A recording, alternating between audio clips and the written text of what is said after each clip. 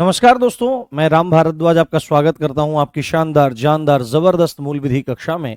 और आपका धन्यवाद ज्ञापित करता हूं, आपको धन्यवाद देता हूं कि आपने अपने कंधों पर सितारे सजाने की इस यात्रा का सहभागी या जोड़ीदार या हमसफर आरडब्ल्यूए टीम को चुना है। आपका बहुत बहुत धन्यवाद। और आपने जो विश्वास आरडब्ल्यूए टीम पर दिखाया है, मैं वादा करता हूं और मेरी तरफ से पूरी टीम ने भी आपसे वादा किया होगा कि हम जरा सी भी कोर कसर आपके सिलेक्शन में नहीं छोड़ेंगे। आपकी सिलेक्शन दिलाने की प्रक्रिया, कंटेंट, मेहनत में बिल्कुल छोड़ने वाले नहीं हैं। आपका स्वागत है, आपका वंदन है, आपका अभिनंदन है।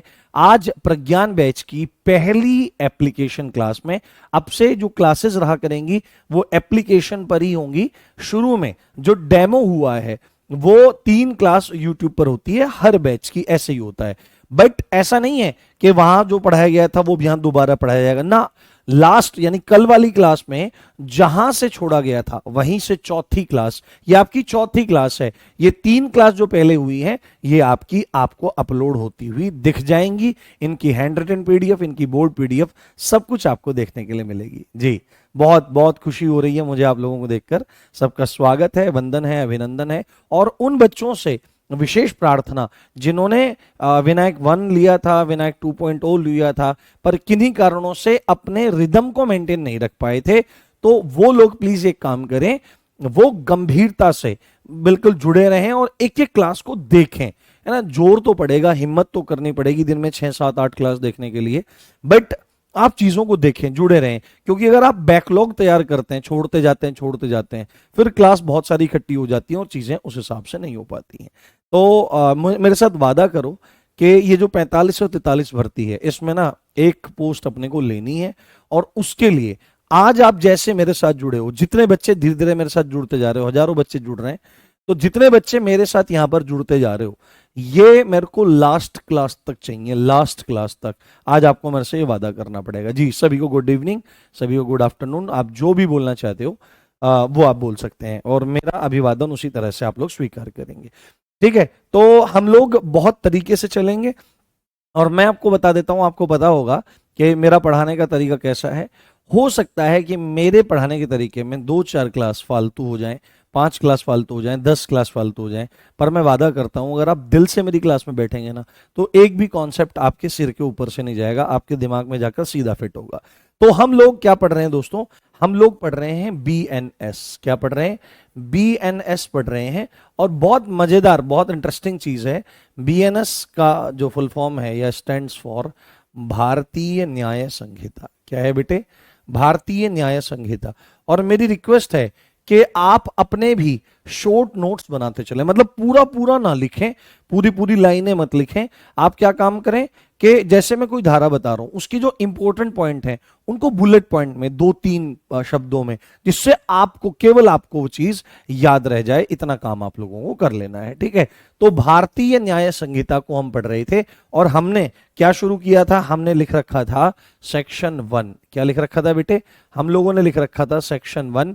अब देखो, एस का मतलब यहां पर किससे है? सेक्शन से है, और इसी को धारा कहा जाता है। तो इतना लंबा हम क्यों लिखें जब हमको एस समझ में आ रहा है? कोई बच्चा बोल रहा था लास्ट बैच में कि सर धारा लिखा करो, कुछ फील आती है। तो फील एक्चुअली में नॉलेज होनी चाहिए। हाँ, फील एक्चुअली में नॉलेज होनी चाहिए, बाकी चीजें आपकी फील नहीं होनी चाहिए। यहां पर क्या था? धारा 1 में क्या था? आपका संक्षिप्त नाम था। अब बस पढ़ने पे ध्यान दीजिए, क्योंकि हमको ज्यादा से ज्यादा समय यूटिलाइज करना है। कोशिश करेंगे, हाँ, कोशिश करेंगे हम लोग कि हम चीजों को बिल्कुल सही समय पर खत्म करें, डिले ना करें, ज्यादा से ज्यादा चीजों को पढ़ें एक क्लास में और जल्दी जल्दी करें। देन हम फिर प्रैक्टिस सेट वगैरह और तमाम चीजें मुझे बहुत सारी करनी है आप लोगों के लिए, और आप लोगों को मेरे साथ मिलकर करनी है। तो संक्षिप्त नाम, प्रारंभ और लागू होना। ठीक है, संक्षिप्त नाम, प्रारंभ, संक्षिप्त नाम, प्रारंभ और लागू होना, और लागू होना। संक्षिप्त नाम, प्रारंभ और लागू होना, संक्षिप्त नाम, प्रारंभ और लागू होना। तो हम इसमें इस पॉइंट को डिस्कस कर रहे थे, लागू होना। एक एक एक ना क्वेश्चन आया था, एक क्वेश्चन आया था, मैंने कल की क्लास में देखा था। मैं सारे के सारे कमेंट देखता हूं। मैं आपको सच्ची बात बताऊं, आप जितने भी लोग किसी डाउट ग्रुप में लिखते हो या किसी वीडियो के कमेंट सेक्शन में लिखते हो, मैं देखता सब हूं। हो सकता है एक आध दिन आगे पीछे हो जाए, बट मैं देखता सब कुछ हूं, क्योंकि उसी से मेरे को पता लगेगा कि आपको किस चीज की नीड है। बस उसमें गालियां मत भेजना, प्यार भेजते रहना। एक क्वेश्चन आया था कि सर यदि यदि भारत के बाहर, एक क्वेश्चन था, यदि भारत के बाहर, है ना, यदि भारत के बाहर, है ना, अपराधी यानी कि ऑफेंडर, अपराधी और पीड़ित, है ना, यदि भारत के बाहर अपराधी और पीड़ित यानी कि विक्टिम दोनों विदेशी नागरिक हों, है ना, दोनों विदेशी हों, है ना, दोनों विदेशी हों, दोनों विदेशी हों, 3-4 बच्चों ने क्वेश्चन पूछ रखा था, तो क्या उन पर बीएनएस लागू हो सकती है? तो क्या उन पर बीएनएस लागू होगी? क्या उन पर बीएनएस लागू होगी? ये क्वेश्चन था। तो आप लोग मुझे बताओ, आप लोग मुझे बताओ कि क्या इसका आंसर होना चाहिए। यदि भारत के बाहर, यानी कि भारत भूमि में तो नहीं है, भारत के बाहर क्या है कि अपराधी और पीड़ित यानी कि ऑफेंडर यानी कि आपका एक्यूज्ड और विक्टिम यानी कि जिसने अपराध किया है और जिसके प्रति अपराध हुआ है, दोनों के दोनों विदेशी हैं, भारतीय नहीं है, तो क्या उन पर बीएनएस लागू हो सकती है? बताओ। तो अगर आप सीधे सीधे इसको इसी तरह से, अगर आप इस पॉइंट को सीधे सीधे इसी तरह से लिखना चाहोगे, तो इसका जो उत्तर होगा वो होगा नहीं, है ना। उसका क्या होगा? उत्तर नहीं। भाई किसी देश में क्या अपराध हो रहा है हमको क्या मतलब है? हमको कोई मतलब नहीं है कि भाई ऐसे थोड़ी है हम अमेरिका में किसी ने किसी का मर्डर कर दिया तो हम उसको बीएनएस के दायरे में लाएंगे, नहीं ला सकते हैं। बट यदि इसमें एक पॉइंट ऐड कर दिया जाए कि यदि भारत के बाहर, यदि भारत के बाहर, है ना, यदि भारत के बाहर भारत में रजिस्टर्ड, है ना, भारत में रजिस्टर्ड, भारत में रजिस्टर्ड कोई शिप है या कोई एयरक्राफ्ट है, या कोई एयरक्राफ्ट है, उस पर अपराधी और पीड़ित दोनों विदेशी हैं। मतलब मेन चीज क्या है?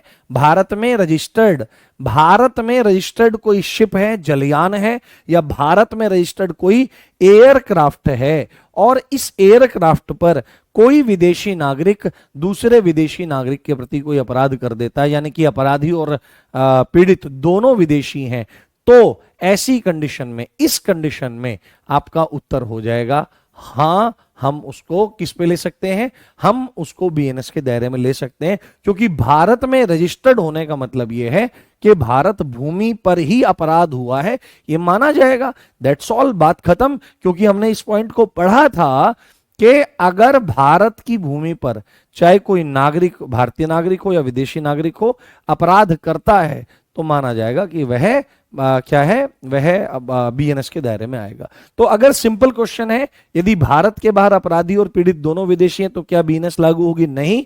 बट अगर क्वेश्चन में चेंज हो जाए, यदि भारत के बाहर भारत में रजिस्टर्ड शिप पर या एयरक्राफ्ट पर अपराधी और पीड़ित दोनों मौजूद हैं और वहां पर अपराध होता है, तो बीएनएस के दायरे में आ जाएगा। ये बात आपको समझनी चाहिए। ये बहुत सिंपल सी बात है और बहुत ही अच्छी इंपॉर्टेंट बात है। अब आपको मैं एक चीज बताने का प्रयास करता हूं। ये बीएनएस जो है ये कुछ लोगों पर लागू नहीं होती है, ठीक है, क्योंकि लागू होने के संदर्भ में ही हम प्रावधानों को देख रहे हैं, तो उसको समझना है आपको। एक मोस्ट इंपॉर्टेंट पॉइंट है आपका, आपको लिखना पड़ेगा, एक नोट यहां पर लिखना पड़ेगा कि बीएनएस लागू नहीं होगी, है ना। बीएनएस कुछ लोगों पर, यहां पर लिख लेते हैं, बीएनएस कुछ लोगों पर, बीएनएस कुछ लोगों पर, कुछ लोगों पर लागू नहीं होगी, है ना। बीएनएस कुछ लोगों पर लागू नहीं होगी। उसमें सबसे पहले कौन आ जाते हैं? सबसे पहले उसमें आ जाता है president of India, president, president, है ना, प्रेसिडेंट। प्रेसिडेंट मतलब भारत के राष्ट्रपति पर बीएनएस लागू नहीं होगी। भारत के राष्ट्रपति एवं जो आपके राज्यपाल हैं, राज्यपाल आदि जो हैं, इन पर बीएनएस लागू नहीं होती है। आपने एक चीज बहुत अच्छे से पढ़ी होगी कि भारत के राष्ट्रपति को उनके पद पर रहते हुए केवल एक ही गलती उनकी है जिससे उनको उनके पद से हटाया जा सकता है, वो है कॉन्स्टिट्यूशंस के प्रोविजंस का वायलेशन करना। यदि भारत का राष्ट्रपति अपने पद पर रहते हुए भारतीय संविधान के उपबंधों का उल्लंघन करता है, उसको मानता नहीं है, तो अनुच्छेद 61 article 61 of the Indian constitution उस भारत के राष्ट्रपति के इम्पीचमेंट की बात करता है कि उसके खिलाफ किसी भी सदन में प्रस्ताव लाया जाएगा, महाभियोग लाया जाएगा, लाने से 14 दिन पहले उसको सूचित किया जाएगा, देन प्रक्रिया होगी, बहुमत से पास हो जाता है तो हटा दिया जाएगा। बट इसके अलावा एक भी वो रीजन नहीं होगा जिसके कारण राष्ट्रपति को उसके पद से हटा दिया जाएगा। यदि राष्ट्रपति पद पर रहते हुए किसी की हत्या तक कर देता है, निर्मम हत्या कर देता है, तो जब तक वो अपने टाइम पीरियड में बना हुआ है, 5 साल मैक्सिमम 5 साल है, 4 साल, 3 साल, 2 साल, तब तक उस पर कोई भी मुकदमा दायर नहीं किया जाएगा। उसको यहां पर संरक्षण दिया गया है क्योंकि ये देश की अस्मिता का सवाल है।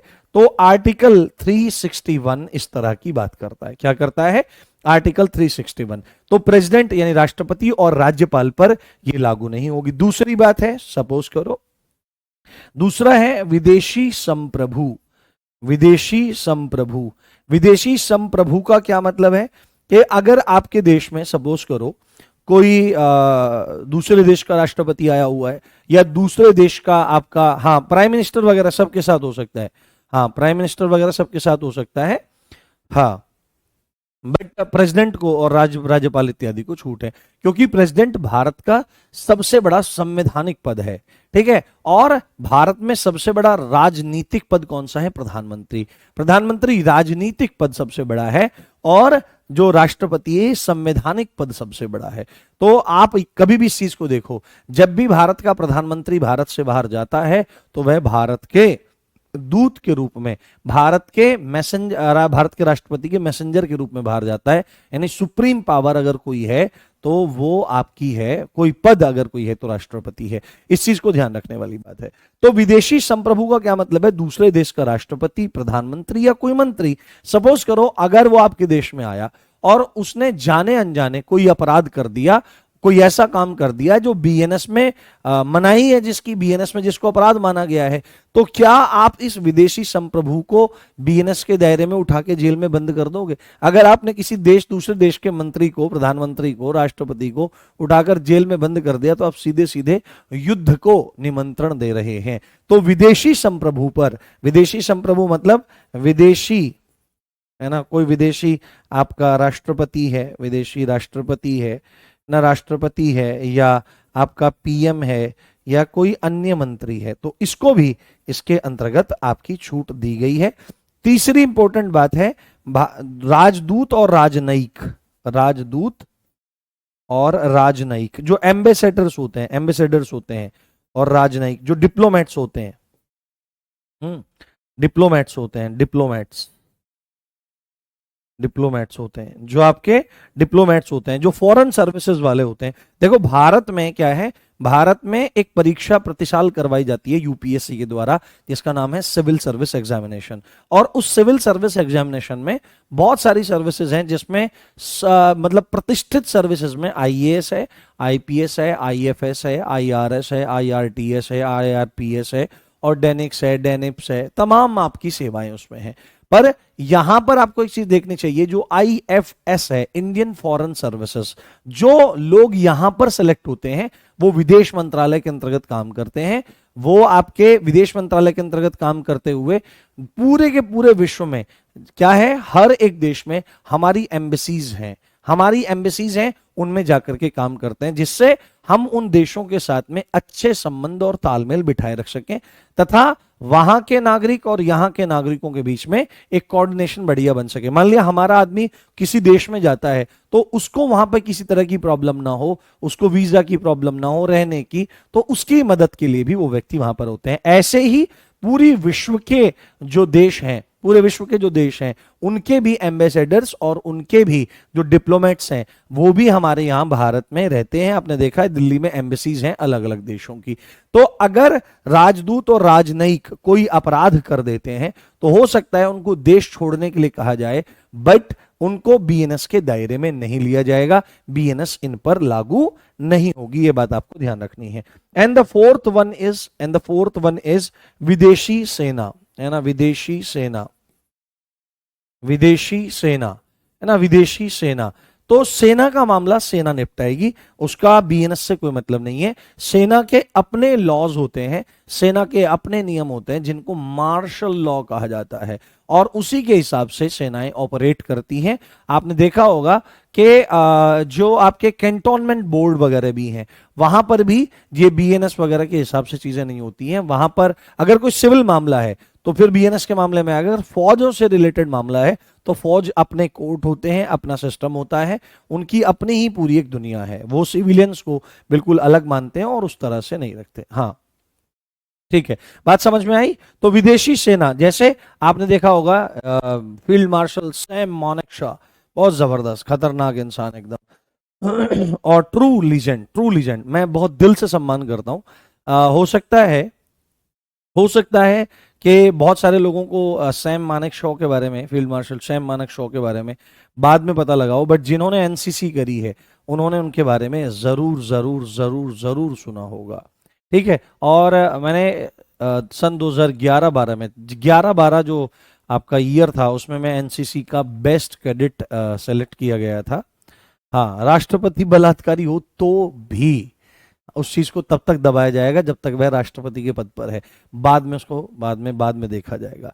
तो सैम मानेकशॉ ने 1971 के वॉर में 93,000 वॉर प्रिजनर्स बनाए थे, बट उनके साथ जो भी मतलब सुलूक किया जाना है वो मार्शल लॉ के अकॉर्डिंग किया जाएगा, बीएनएस या उस समय की आईपीसी के हिसाब से नहीं है। तो ये 4 पॉइंट आपको बहुत अच्छे से याद रख लेने। साथ में आपको एक बात और याद रखनी होगी, बीएनएस लागू नहीं होगी। एक पॉइंट और है, अभी तक तो हमने देखा बीएनएस लागू कहां कहां पर होगी, अभी हम देख रहे हैं कि बीएनएस लागू कहां नहीं होगी। तो बीएनएस उन नियमों या कानूनों पर प्रभाव यानी कि इंपैक्ट नहीं डालेगी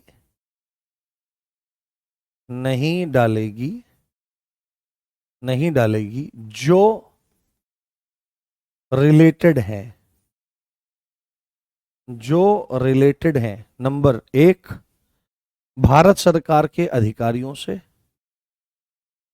भारत सरकार के अधिकारियों से ना, इंडियन गवर्नमेंट के ऑफिसर्स से रिलेटेड कोई नियम है, कोई कानून है, कोई लॉज हैं, उनको इंपैक्ट नहीं करेगी बीएनएस। दूसरी बात है आर्मी के जो कर्मचारी हैं, हाँ, उनसे संबंधित भारत सरकार के अधिकारियों से, आर्मी के कर्मचारियों से, सीधे लिख लेते हैं, बस इतना बड़ा नहीं क्योंकि वहां पे हमने लिख दिया है, आर्मी के कर्मचारियों से, चाहे वो अधिकारी हो या वो आपके सोल्जर्स की श्रेणी में आते हो, एयरफोर्स के कर्मचारियों, है ना, कर्मचारियों लिखना सही है, कर्मचारियों से रिलेटेड है, या इंडियन नेवी के कर्मचारियों से वो अपने लॉ के हिसाब से काम करेंगे। इसको हम सही कर लेते हैं, कर्मचारियों से, पर्सनल से। तो इन 4 को इंपैक्ट नहीं डालेगी कौन, बीएनएस, क्योंकि इनके अपने अपने नियम हो सकते हैं। जैसे अगर आप लो तो इन सेनाओं के क्या होते हैं, सेना का अपना मार्शल लॉ होता है। क्या होता है, मार्शल लॉ होता है ना, ये अलग ही होता है लॉ, और अपने हिसाब से काम करती हैं। तो सीधे सीधे यहां पर एक बात बोली गई है कि बीएनएस इंपैक्ट नहीं करेगी मार्शल लॉ को, बीएनएस प्रभावित नहीं करेगी, बीएनएस प्रभावित नहीं करेगी, बीएनएस प्रभावित नहीं करेगी। इस बात को आपको लिख लेना है। क्लियर? बात समझ में आई? एक बार थम्स अप करके बताओ। हाँ, एक बार थम्स अप करके बताओ। हाँ, एक बार थम्स अप करके बताइए। Is everything clear? नहीं, आवाज बिल्कुल ओके है। हो सकता है आपको थोड़ा सा सर्वर इशू आ रहा हो, एक बार बताइए। एक बार थम्स अप करके बताएं, इज एवरीथिंग क्लियर? समझ में आई बात? यहां पर मैं बताने का प्रयास कर रहा हूं कि बीएनएस उन नियमों या कानूनों पर, उन लॉस पर कोई इंपैक्ट नहीं डालेगी जिनका संबंध भारत सरकार के अधिकारियों से है, सेना के कर्मचारियों से है, या वायुसेना के कर्मचारियों से है, या नेवी के कर्मचारियों से है, क्योंकि वहां पर मार्शल लॉ काम करता है और उस पर इंपैक्ट नहीं डालने वाली है। साथ में बहुत बढ़िया, आपको समझ में आ रहा है, बहुत अच्छी बात है। मेरे धन्य भाग कि आपको चीजें समझ में आ रही। बस आप इस मनसा से बैठो कि मेरे को कुछ नया सीखना है, चीजें अपने आप आपके साथ अच्छी हो जाएंगी। क्योंकि यहां पर बैठ करके जो बोल रहा है वो वही है जो आपके भीतर बैठ करके सुन रहा है। उनकी ट्यूनिंग बहुत अच्छी है, इवन वो दोनों एक ही हैं। और जब वह तारतम्यता बनती है कि बोलने वाला और समझने वाला आपस में जुड़ जाते हैं, तो विषय कितना भी कठिन हो वो समझ में आएगा। साथ में यहां पर एक बात और लिखी गई है, बीएनएस प्रभावित नहीं करेगी, बीएनएस प्रभावित नहीं करेगी, बीएनएस प्रभावित नहीं करेगी, बीएनएस प्रभावित नहीं करेगी। किसको? विशेष विधियों को, है ना। अगर आगे आएगा ये, नहीं प्रभावित करेगी स्पेशल लॉज को, है ना, स्पेशल लॉज को, स्पेशल लॉज को, है ना। स्पेशल लॉ मतलब विशेष विधियां, इनकी परिभाषाएं भी आगे आएंगी, पर मैं थोड़ा सा आपको एक आइडिया दे देता हूं। विशेष विधियों को, विशेष विधियों को, विशेष विधियों को, विशेष विधियों को एग्जाम्पल जैसे क्या हो सकते हैं? विशेष विधियों के, विशेष विधियों के उदाहरण क्या हो सकते हैं? जैसे अफीम से संबंधित कोई कानून हो, है ना। अफीम, अफीम को क्या कहते हैं? ओपीएम कहा जाता है, ओपीएम, है ना। ओपीएम से संबंधित अगर कोई लॉ बना हुआ है, से रिलेटेड लॉ बना हुआ है, अफीम से रिलेटेड अगर कोई लॉ बना हुआ है, कोई एक्ट बना हुआ है, तो उसको ये इंपैक्ट नहीं करेगी। अगेन फिर कुछ देखते हैं, जैसे रेलवे से रिलेटेड कोई एक्ट बना हुआ है ना, रेलवे से रिलेटेड कोई एक्ट बना हुआ है। जैसे जैसे आप एक चीज और ले लो, जैसे कैटल ट्रेसपास से रिलेटेड कोई बना हुआ है कि पशु अत्याचार, है ना, कैटल ट्रेसपास, पशु अत्याचार से रिलेटेड कोई लॉ बना हुआ है, आदि आदि। तो पशु अत्याचार अधिनियम वगैरह कुछ बना हुआ है। तो इस तरह के जो नियम है, जैसे एक है अफस्पा, अफस्पा, है ना, आर्मड फोर्सेस, है ना, armed forces special power act, जो आपका नागालैंड की तरफ में और जम्मू कश्मीर की तरफ, या जो हमारी आर्मड फोर्सेस हैं, आर्मड फोर्सेस मतलब जो तीनों सशस्त्र सेनाएं हैं, सेना, नौसेना और वायुसेना, इनको स्पेशल पावर देने का कोई एक्ट है। तो ये विशेष विधियां हैं, इनको प्रभावित नहीं कर सकता है बीएनएस, है ना। समझ में आपको बात आई? हाँ हाँ, अगर,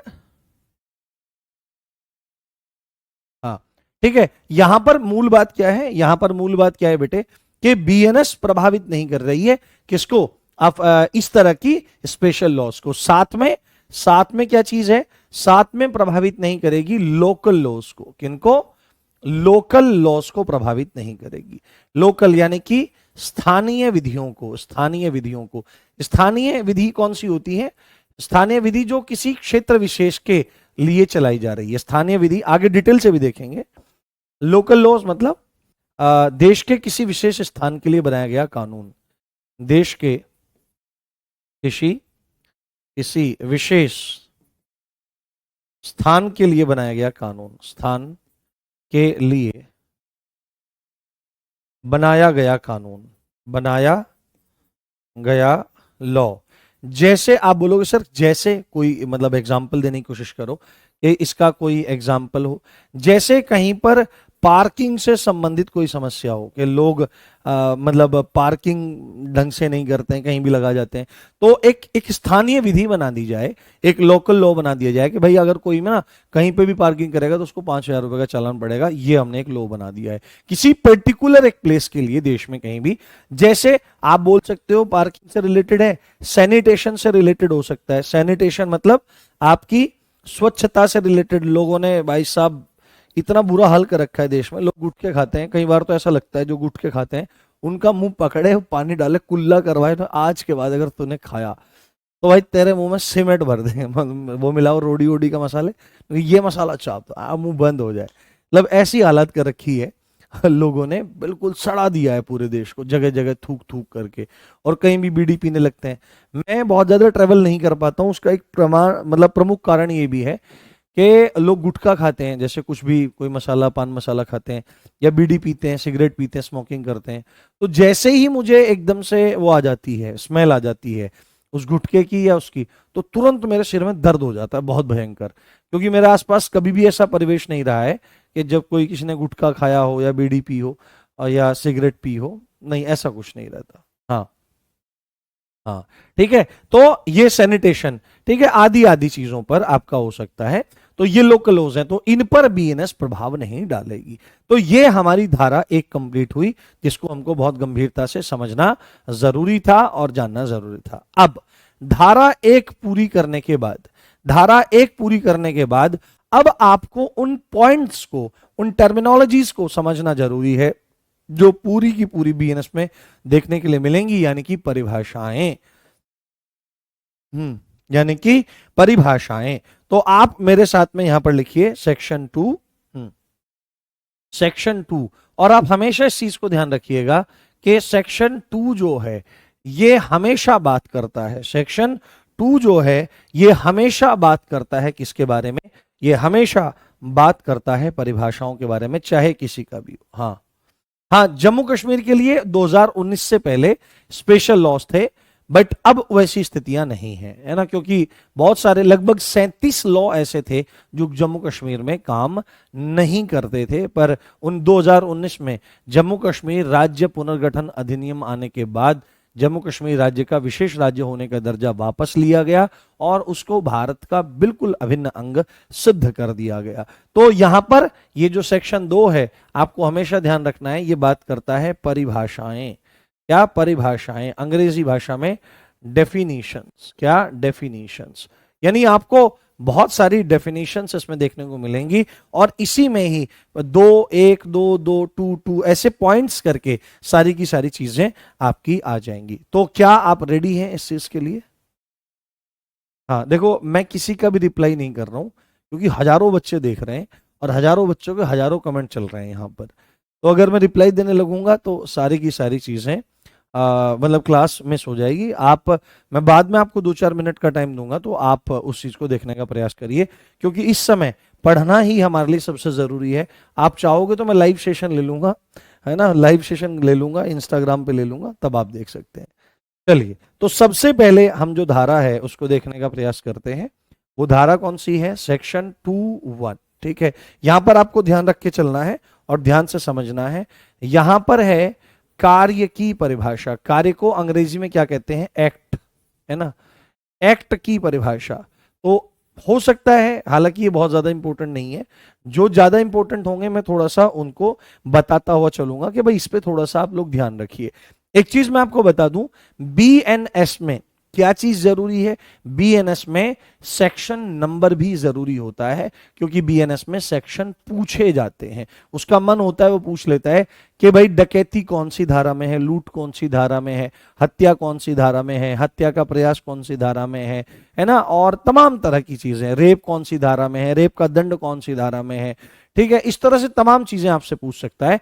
बट यहां पर साथ में आपकी ये भी चीज जरूरी है, फैक्ट भी जरूरी है। और बाकी के जो माइनर एक्ट्स हैं आपके, उन माइनर एक्ट्स में धाराएं उतनी जरूरी नहीं है, यानी आपको सेक्शन नंबर उतना ज्यादा याद रखना जरूरी नहीं है, वहां पे फैक्ट याद रखने ज्यादा जरूरी है। तो एक्ट की परिभाषा की बात करता है। देखो क्यों, आपको पता है कि एक्ट अगेंस्ट, है ना, एक्ट अगेंस्ट लॉ क्या है? इसका उत्तर देगा तुम में से कोई? एक्ट अगेंस्ट लॉ क्या कहलाता है? देखो, दिमाग लगाएं, मैं आंसर जानना चाहता हूं। हाँ, नहीं, विदेशी सेना पर लागू नहीं होगी ना, हमने वहां पर लिख दिया विदेशी सेना पर लागू नहीं होगी।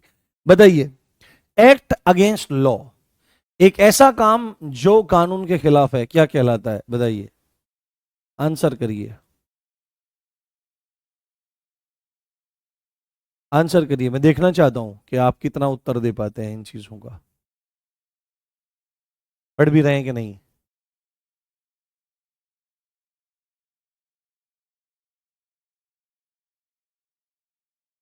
हाँ। हम्म। उत्तर नहीं आया।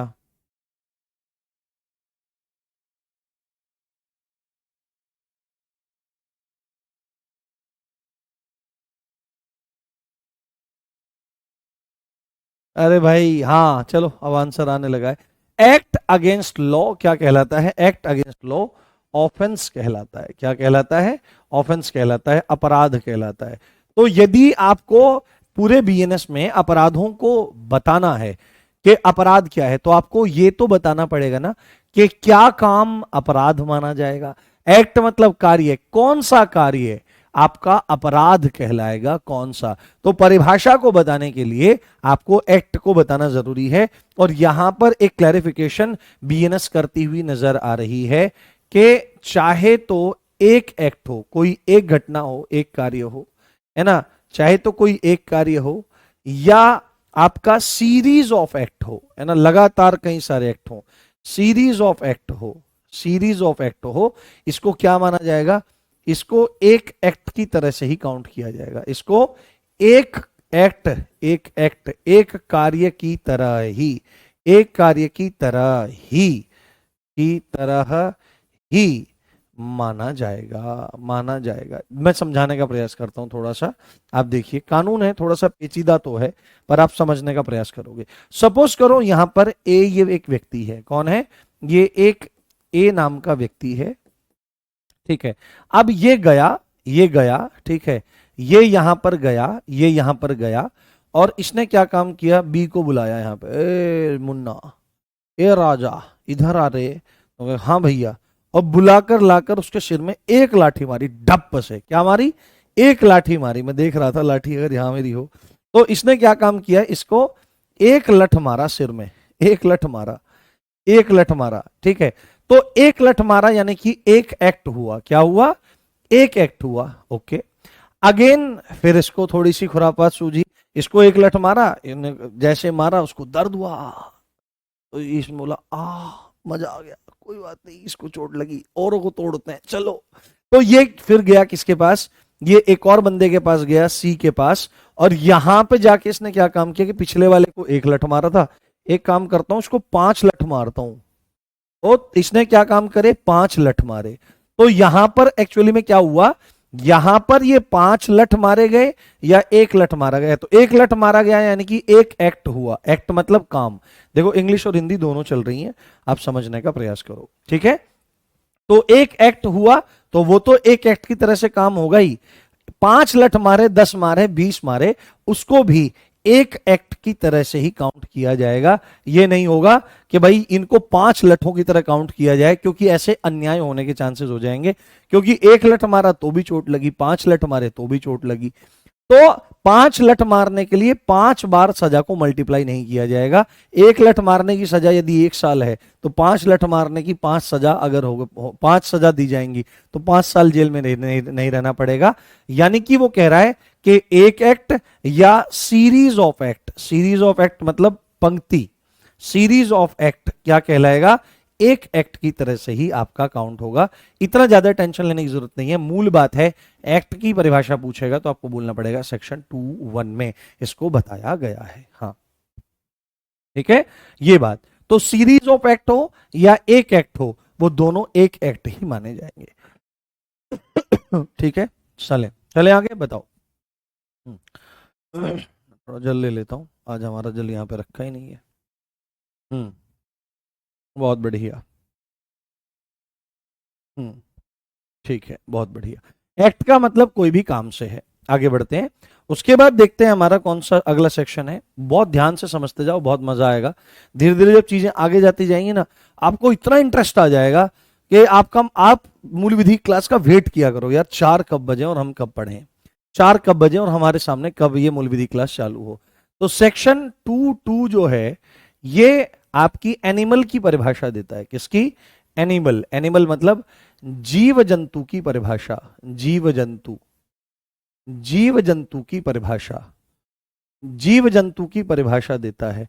तो देखो कानून का परिभाषा देने का तरीका भी बिल्कुल अलग है।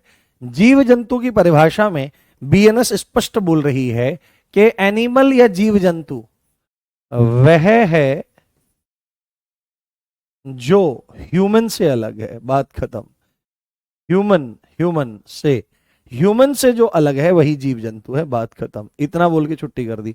उसने ये नहीं बोला, उसने ये नहीं बोला जीव जंतु में, जीव जंतु में नहीं बोला तोता उड़, मैना उड़, गिद्ध उड़, कौवा उड़, भैंस उड़। ओए भैंस उड़ नहीं मानी जाएगी। तो उसने ये नहीं बोला, उसने मतलब सारे जानवर नहीं गिनवाए, उसने सीधे बोल दिया आदमी को छोड़कर जितने हैं वो सब जीव जंतु की श्रेणी में आपके आ जाएंगे। हाँ हाँ हाँ।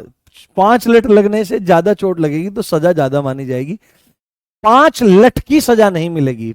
1 लठ लगने से अगर चोट लगती है तो सिंपल चोट हो सकती है। 5 लठ लगने से क्या पता हाथ टूट जाए, तो गंभीर चोट होगी, सजा की अवधि बढ़ जाएगी, पर 5 लठ मारने की अलग अलग सजा नहीं मिलेगी। ठीक है, ये बात ध्यान रख।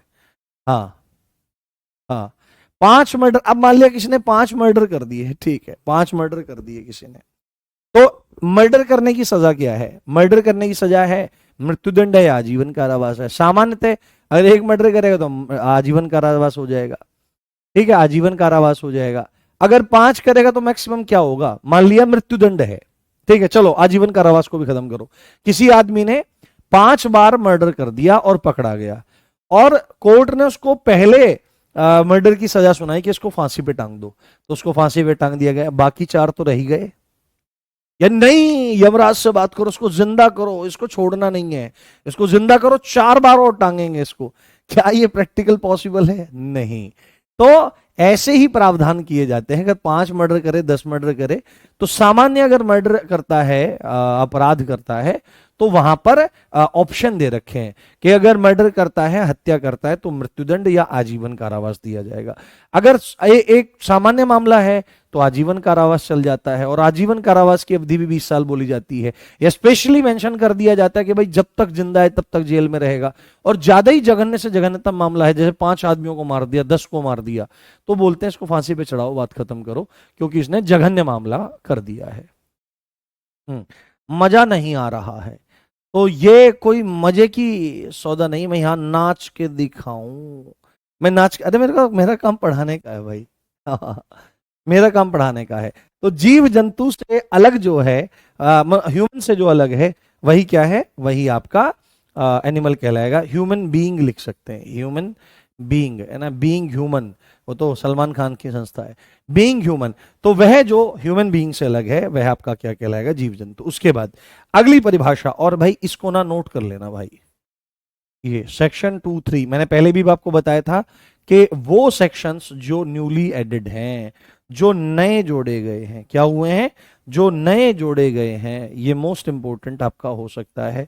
ये न्यूली एडेड है। क्या है? ये न्यूली एडेड है, नया जोड़ा गया है। यानी कि ये आईपीसी में नहीं था, ये आईपीसी में नहीं था, ये बीएनएस में जोड़ा गया है, बीएनएस में ऐड किया गया है, ऐड किया गया है। और मैंने आपको बताया था किया गया है, तो ये क्या है? ये है बालक की परिभाषा। बालक मतलब चाइल्ड की परिभाषा। बताया, बताओ कोई बता सकता है तुम में से? चाइल्ड की परिभाषा, डेफिनेशन ऑफ अ चाइल्ड। कानून किसको एक बच्चा मानता है ना? कानून किसको एक बच्चा मानता है? तो कानून जो है वो ये बात स्पष्ट रूप से बोल रहा है, वो एक बात स्पष्ट रूप से बोल रहा है कि वह व्यक्ति पर्सन, वो तो व्यक्ति ही बोलेगा ना, वह व्यक्ति, वह पर्सन जिसकी आयु, जिसकी आयु, जिसकी आयु, जिसकी एज 18 साल से कम है, बहुत इंपॉर्टेंट है, 18 साल से कम है, 18 साल से कम है वो क्या कहलाएगा आपका, वह बालक कहलाएगा, 18 साल से कम। ये बहुत इंपॉर्टेंट पॉइंट है, इसको ध्यान रख लेना है। वो सीधे ही आपसे पूछ सकता है कि बीएनएस की कौन सी धारा में बालक की परिभाषा ऐड करी गई है, तो बालक की परिभाषा ऐड करी गई है सेक्शन 2(3) में। और क्या बोला गया है कि बालक या चाइल्ड वो है जिसकी एज 18 साल से कम है। ठीक है, तो इसको 2-3 तरह से घुमा फिरा करके पूछ सकता है। बहुत बढ़िया, आप बहुत इंटरेस्ट के साथ चीजों को कर रहे हैं। हाँ हाँ। हम्म। अंडर 7 नहीं, वो अंडर 7 वाली बात अलग है। अंडर 7 वाली बात अलग है। वो है आपका डॉली इन कैपेक्स, अपराध करने में अक्षम। वो डिफरेंट चीज है, वो डिफरेंट चीज है। हाँ, बिलो 18 जो है। उसके बाद सेक्शन नंबर हमारा आ जाता है, सेक्शन नंबर हमारा आ जाता है 2-4। सेक्शन अभी परिभाषा के अंतर्गत ही चल रहा है, ये चल रहा है 2-4। इसको कहते हैं कूटकरण। कूटकरण, कूटकरण अंग्रेजी में counter feet. Counter feet, counter feet की परिभाषा, काउंटर फीट की परिभाषा। आगे अब ये पता क्या, अब देखो मैं बताता हूं, अब देखना मेरी बात ध्यान से। इनको क्यों बताया जा रहा है, इनको क्यों बताया जा रहा है, इनकी परिभाषाएं क्यों दी जा रही हैं, जिससे आप जब आगे जब एक्ट में लिखा रहेगा यदि कोई किसी बालक को ऐसा करता है, तो आप फिर आगे चलकर ये कंफ्यूज ना हो कि यार बालक, ये कितनी एज के व्यक्ति को बालक मान रहा है। तो जहां पर भी आगे बालक लिखा रहेगा, किसी बालक के साथ ऐसा अपराध होता है, तो आपको तुरंत एकदम याद आएगा कि अच्छा सेक्शन 2-3 में इसने एक्सप्लेन कर रखा है, इसने परिभाषा दे रखी है, डिफाइन कर रखा है कि बालक उसे माना जाएगा जो 18 साल से कम एज का है। ठीक है, वो बोलेगा कि भाई जीव है ना, किसी भी जीव जंतु के साथ ऐसा करता है, तो आप बोलोगे यार जीव जंतु में क्या क्या आ सकते हैं, तो तुरंत आपको सेक्शन 2(2) याद आएगा कि भाई आदमी को छोड़कर, इंसान को छोड़ करके, है ना, इंसान को छोड़ करके बाकी जितने हैं सब वो जीव जंतु हैं। ये बात है आपकी। ठीक है, और इसी तरह से जैसे आपके सामने वर्ड आएगा काउंटरफीट, कूटकरण, है ना, कूटकरण, काउंटरफीट कूटकरण। तो कूटकरण शब्द यूज होगा, आपका दिमाग भाई यार कूटकरण क्या है भाई, ये क्या मुसीबत है। हाँ हाँ, कूटकरण। एग्जाम में यहीं से क्वेश्चन आएंगे डायरेक्टली। एग्जाम में क्या होगा, पूछ लेगा कूटकरण कौन सी धारा में है, तो आपको बोलना पड़ेगा सेक्शन 2-4 में है। या आपसे थोड़ा सा पूछ सकता है कि कूटकरण किसको कहते हैं, तो यहां पर आप स्पष्ट रूप से लिखने का प्रयास करें कि कूटकरण क्या होता है, धोखाधड़ी, है ना, धोखाधड़ी। धोखाधड़ी मतलब कि वही गोलमाल, धोखाधड़ी करने की इंटेंशन से, धोखाधड़ी करने की इंटेंशन से, इंटेंशन मतलब आशय से, धोखाधड़ी यानी कि किसी के साथ में फर्जीवाड़ा करने की उम्मीद में या आशय में या इंटेंशन से, इंटेंशन से, इंटेंशन से एक वस्तु की, एक वस्तु की, वस्तु की नकल कर, है ना, नकल, वस्तु की नकल, वस्तु की नकल करके दूसरी वस्तु बनाना, दूसरी वस्तु बनाना, क्या करना, दूसरी वस्तु बनाना। जब कोई क्या काम करता है, जब कोई क्या काम करता है, जैसे आपने क्या देखा होगा, आपने हाँ पिक्चरें देखी होंगी। पिक्चरों में क्या रहता है कि जैसे ये बीच में एक दौर आया था जब आपकी हमारी उम्र कोई रही होगी, क्योंकि मेरी और आपकी अवस्था में ज्यादा अंतर नहीं है, मैं आपको सच बता दूं, आपको मेरी अवस्था बहुत ज्यादा लगती होगी। उसका प्रमुख कारण यह है कि मैं हेल्थ पे इतना ध्यान देता हूँ जीरो, बिल्कुल ध्यान नहीं देता हूँ। और मैं, ये मेरी बहुत गंदी आदत है, ये मेरी बहुत गंदी आदत है, मेरे घर वाले भी परेशान हैं इससे। और आप मेरे को देखोगे तो मास्टर जी क्या रूप बना रखा है, क्योंकि मैं बहुत ज्यादा एक एक मामले में मैं बहुत ज्यादा आलसी हूँ। क्योंकि अभी रात में 2-2:30 बजे तक सोना होता है, सुबह 6 बजे, 6:15 बजे, 6:30 बजे तक उठना होता है, और उठ करके फिर अपना नहाना धोना, स्नान ध्यान करके, तिलक स्वरूप करके फिर से क्लासेस शुरू हो जाती हैं, और रात के फिर 8-9 बजे तक चलती हैं, पूरे दिन पढ़ना पढ़ाना ये सब चीज चलती है। तो आपने देखा होगा जब आपकी हमारी एज कोई आज से 10-15 साल धूम और गोलमाल इत्यादि मूवी आ रही थी, तो आपने देखा था कि कहीं पर हीरा रखा हुआ है, तो हीरा वो उठाना है और उसकी जगह दूसरा रिप्लेस करना है, नहीं तो अलार्म बज जाएगा। तो बिल्कुल हूबहू उसके जैसा बनाने की कोशिश करना या उससे मिलता जुलता बनाने की कोशिश करना, यदि कोई ऐसा काम करता है तो वही कूटकरण है। यानी धोखाधड़ी करने के आशय से, उम्मीद से किसी वस्तु की नकल करके दूसरी वस्तु बनाना ही कूटकरण होता है। बट एक बात इसमें इंपॉर्टेंट आपको याद रखनी है, इंपॉर्टेंट नोट इसमें क्या है कि नकल का हूबहू होना जरूरी नहीं। नकल जो हुई है, नकल करके जो बनाई गई है, वो सेम टू सेम यानी कि हू बहू होना जरूरी नहीं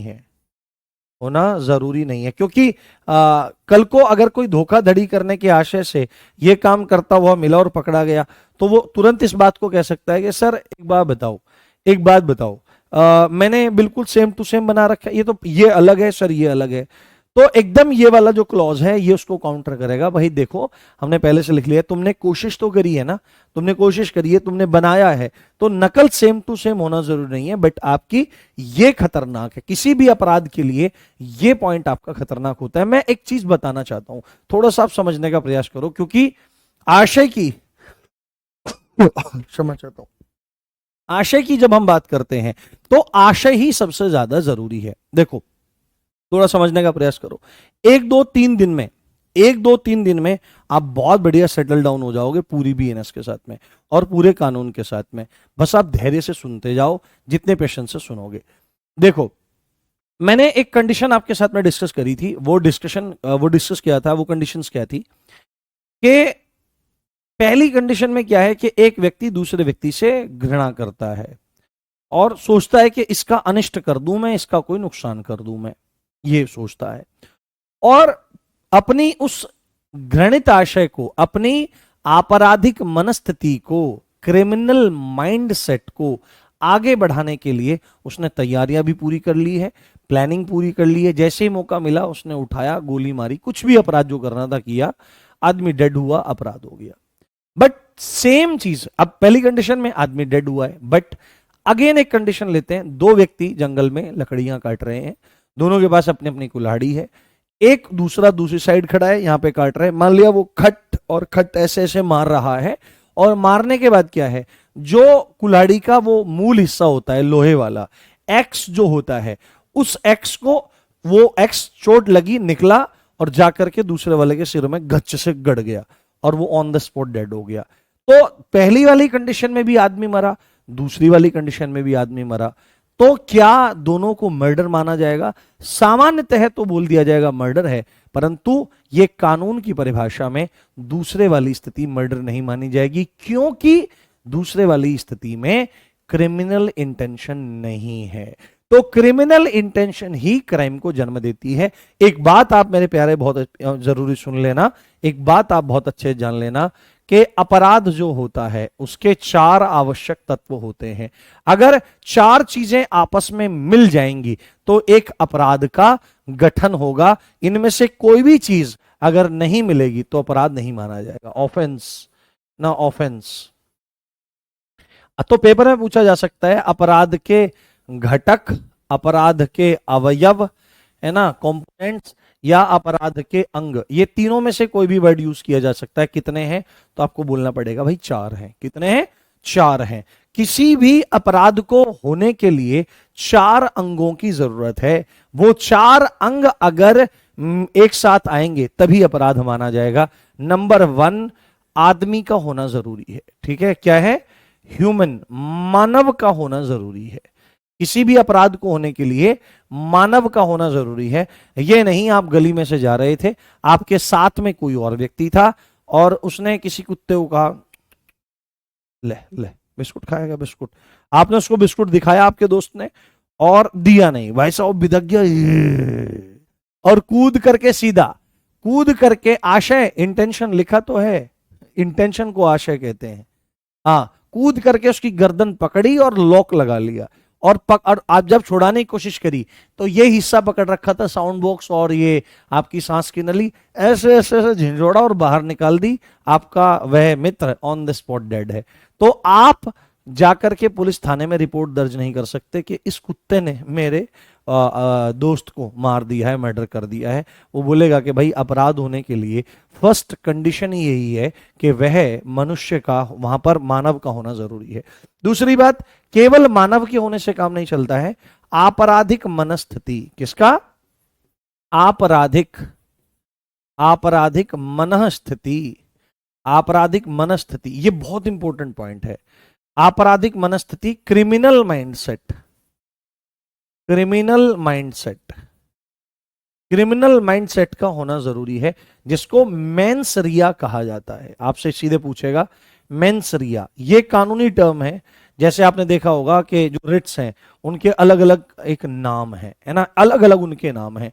तो मेंस रिया, मेंस रिया का मतलब ही है कि आपराधिक मन स्थिति। इस पॉइंट को ध्यान रखना, मन यानी मन में भावना होनी चाहिए, मन में आपराधिक दुराशय, इसको क्या और क्या कहा जा सकता है? इसको क्रिमिनल इंटेंशन, बैड इंटेंशन। इस आपराधिक मनस्थिति को दुराशय भी कहा जाता है। क्या कहा जाता है? दुराशय, बैड इंटेंशन। क्या? Bad intention. ये सब इसके इतने सारे नाम हैं। यानी क्रिमिनल माइंडसेट या दुराशय होना चाहिए, किसी आदमी को नुकसान पहुंचाने की भावना रहनी चाहिए। क्या? किसी आदमी को या समाज को नुकसान पहुंचाने की भावना रहनी चाहिए। तीसरी बात, तीसरा इंपॉर्टेंट पॉइंट क्या कहता है? थर्ड इंपॉर्टेंट पॉइंट इज कि उस आपराधिक मनस्थिति को आगे बढ़ाने के लिए, आपराधिक मनस्थिति को, आपराधिक मनस्थिति को, आपराधिक मनस्थिति को आगे बढ़ाने के लिए, मतलब कि फॉरवर्ड करने के लिए, उसको अपने अंजाम तक पहुंचाने के लिए, आगे बढ़ाने के लिए, आगे बढ़ाने के लिए एक्ट का किया जाना जरूरी है। एक्ट, एक्ट होना जरूरी है। एक्ट मतलब कार्य, कार्य होना जरूरी है, कार्य होना जरूरी है। मान लिया कि कोई एक आदमी है, दूसरे आदमी से घृणा करता है, क्रिमिनल इंटेंशन है, इसने मेरा बिगाड़ा है, मैं इसको गोली से मारूंगा, इतनी तक बात है। तीसरी बात है, अब वो जो क्रिमिनल इंटेंशन है कि मुझे इसको मारना है, जान से मारना है, मारने के लिए क्या क्या प्लानिंग कर रखी है? कट्टे, तलवार या बंदूक, पिस्टल, राइफल, जो भी उसने रेडी कर रखा है, प्लान बना रखा है। अब जैसे ही वो मौका देखता है, अब जैसे ही वो मौका देखता है, जाकर के हमला करता है। यानी कि अपनी क्रिमिनल इंटेंशन को आगे बढ़ाने के लिए उसने कोई कार्यवाही करी, एक्ट करी। और इतना होने के बाद नंबर 4 जो है, उस एक्ट से, है ना, उस एक्ट से समाज को, यानी कि सोसाइटी को, समाज को या किसी मानव को, या किसी मानव को इंजरी होनी जरूरी है। इंजरी, इंजरी यानी कि क्षति होनी जरूरी है, क्षति होनी जरूरी है, क्षति होनी चाहिए, क्षति होनी चाहिए, तभी माना जाएगा कि वह अपराध अपराध है, वह अपराध अपराध है। यानी ह्यूमन होना चाहिए, उसके बाद क्रिमिनल माइंडसेट होना चाहिए, उस क्रिमिनल माइंडसेट को आगे बढ़ाने के लिए कोई एक्टिविटी होनी चाहिए, एक्ट होना चाहिए, और उस एक्टिविटी से या तो सोसाइटी को या किसी आदमी को इंजरी यानी कि क्षति होनी चाहिए। क्षति भी क्षति भी क्या होता है? क्षति को भी समझो थोड़ा सा। क्षति और इंजरी भी 4 प्रकार की होती है, ध्यान से देखो। क्षति और इंजरी यानी कि अगर कोई एक्ट होगा तो 4 तरह के नुकसान किसी भी व्यक्ति को हो सकते हैं। पहले शारीरिक नुकसान हो सकता है, किसी भी व्यक्ति को शारीरिक क्षति हो सकती है, बॉडीली इंजरी हो सकती है। मान लिया गोली मारने गया, गोली लग गई, छेद हो गया, काट दिया, पीट दिया, हाथ तोड़ दिया, दांत तोड़ दिया, एसिड डाल दिया, बाल फूंक दिए, सिर उड़ा दिया, अजीब सी स्थिति है हमारी। हाँ, सब चीजें, सब चीज इसमें आ जाएगी। तो समाज को नुकसान है, नोट, सारे अपराध इसी के अंतर्गत आ जाएंगे। तो शारीरिक क्षति होनी जरूरी है, या शारीरिक क्षति नहीं हो रही है तो मानसिक क्षति हो रही है, मेंटली डिस्टर्ब कर दिया आपने उसको, आपने पता नहीं उसको क्या क्या बोल दिया है। थर्ड थिंग, उसकी ख्याति को नुकसान होना चाहिए, किसी भी आदमी की ख्याति की क्षति होनी चाहिए। ख्याति मतलब रेपुटेशन, उसको डिफेम करना, है ना, ख्याति की क्षति, ख्याति मतलब रेपुटेशन।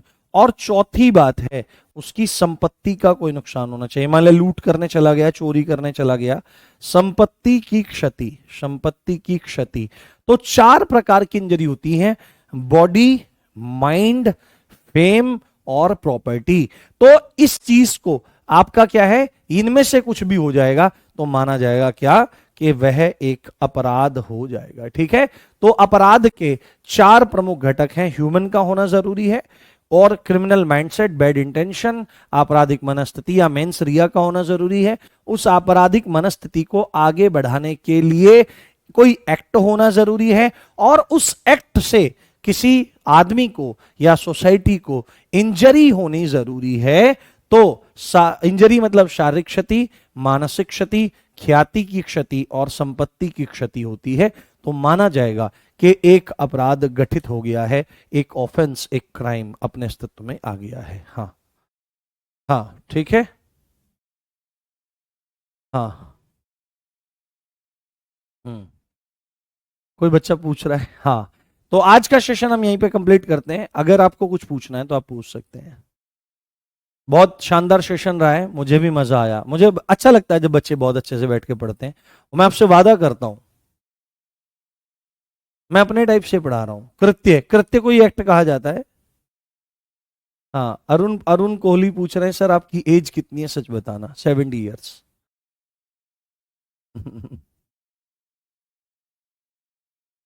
हाँ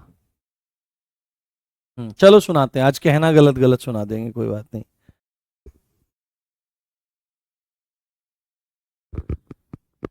हाँ बहुत बढ़िया, शानदार, जबरदस्त। बताइए।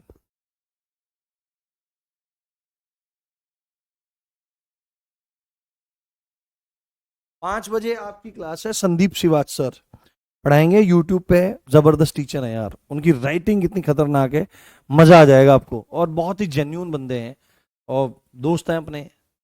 उनकी क्लास जरूर ज्वाइन करना, सब बच्चे उनकी क्लास जरूर ज्वाइन करना, बहुत मस्त बंदे हैं। हम्म, अब मेरे को तो पता ही नहीं लग रहा है तुम क्या पूछ रहे हो। चलो 5 बज गए हैं भाई दरअसल। चलो कल कहना गलत गलत कल सुनाएंगे।